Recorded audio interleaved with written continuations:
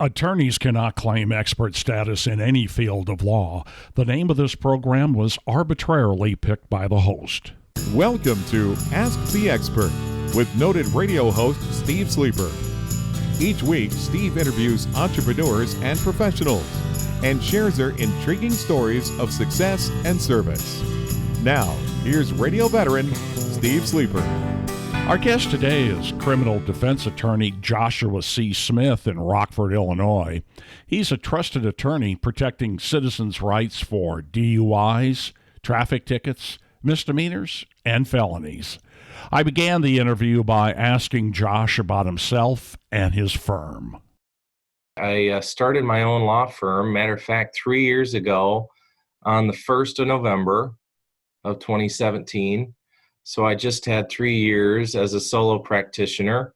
Before that, I was with a private firm for almost 10 years, so almost a whole decade of my career spent at a private firm doing criminal, traffic, and DUI defense predominantly. And I was Northern Illinois University College of Law class of '06. So in about a week, I'll be 14 years in practice. Well, Josh, let me ask you this. What should I expect from a good criminal defense lawyer? A good criminal defense attorney has some of the hallmarks of, a successful person in any area of venture, which is, good communication skills, hardworking, knowledgeable, and experienced. I've spent almost my entire career in the 17th Judicial Circuit here, which is Winnebago and Boone counties. And I've developed a pretty good working relationship with prosecutors and judges in all of those counties. What happens after a person is arrested? Generally, they're taken downtown to a police station, oftentimes the county jail. They're going to be required to post bail. And bail is usually a cash sum of money. They're essentially saying that if you post cash to secure your release, then you'll be less likely to want to abscond from court and not appear at a time when you're directed, because the money that you post as bail is forfeited and lost if you don't come to court. The vast majority of criminal, traffic, and even ordinance violations and things like that, the person can post bail and secure their release without having to appear in front of a judge. But there are some types of misdemeanors that you would have to appear before a judge on, and one of which being a domestic battery. Also, if it is a felony level of offense, a judge would also have to set bail in that particular circumstance in order for the person to be released. So what's the difference between a felony and a misdemeanor? A misdemeanor, by definition, is a crime that cannot be punished by more than 1 year in jail. In Illinois, we have different classes of misdemeanors. There's A, which is the most serious, B, which is second, and C, which is third. The A is the one that could net the person a jail sentence up to 1 year. The B is up to 6 months in jail, and the C is up to only 30 days in jail, I believe. Whereas a felony it's a crime that you can be punished with a sentence of up to life in prison, I guess, but it's a year and a day. That's what they call a felony offense. Is if a person's sentence could be anything more than 1 year, that's a felony level of offense. With a DUI, what are the police looking for when they pull people over?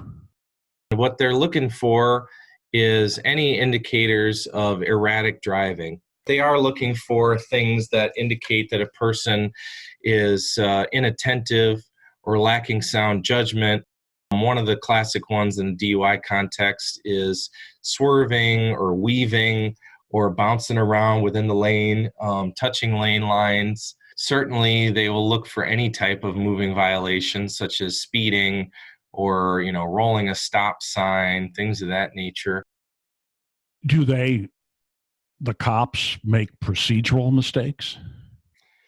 Oh, absolutely. Unfortunately, it's not always easy to convince a judge of that. My experience is that judges will do almost whatever they have to do to try to draw the conclusion that the officer, if he made a mistake at all, was innocent or at best careless in making that mistake. There is a doctrine in the law which talks about mistakes of law. Like for instance, if a police officer pulls someone over for something that is not actually illegal to do, that I think would constitute a procedural mistake, depending on how you're looking at that. In Illinois, does a person have to take a roadside exam? I would say that the general rule, I think you're talking there about field sobriety exercises. The general rule is that you are not required to submit to those examinations. As a practical matter, if an officer asks you to step out of the vehicle, you must do so. But as far as whether he has a right to demand that you submit to roadside exercises such as a check of the eyes, or walking a straight line, heel to toe, or raising your foot in the air, or touching your finger to your nose, or saying the ABCs, there's no way that they can compel you to participate in that process. Now, there is one interesting exception, which came out of the legislation to legalize medicinal cannabis. And that is that if a person is a medical marijuana card holder, and if the officer suspects that the person could be under the influence of cannabis, such as if they smell like cannabis, or they have red eyes or whatever, in that circumstance, the legislature actually did pass a rule requiring that person to submit to the sobriety exercises. It's ironic that those are required of the motorists in the DUI marijuana context, when those field exercises were never tested and proven out to be effective in detecting cannabis impairment. They were only researched and proven out to be, again, supposedly effective in determining impairment as a result of alcohol consumption. So it was a little bit ironic to people in my line of work to hear that it was required in the cannabis context and not in the alcohol context to perform those.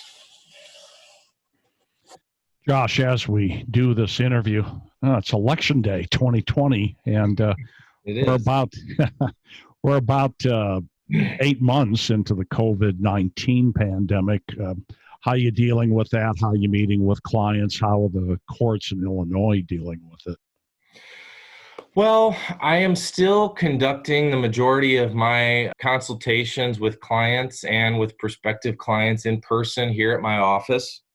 I do require them to be masked up, and I wear my mask at all times when I'm speaking to clients at my office.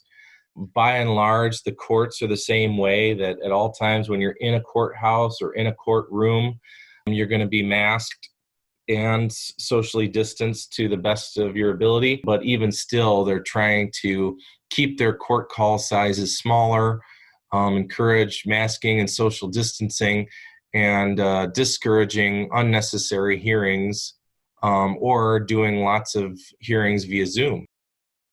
Our guest today has been Rockford, Illinois criminal defense attorney Joshua C. Smith. He can be reached at 815-408-1994. Thanks for listening to Ask the Expert with Steve Sleeper. Join us next time as entrepreneurs and professionals share their intriguing stories of success and service.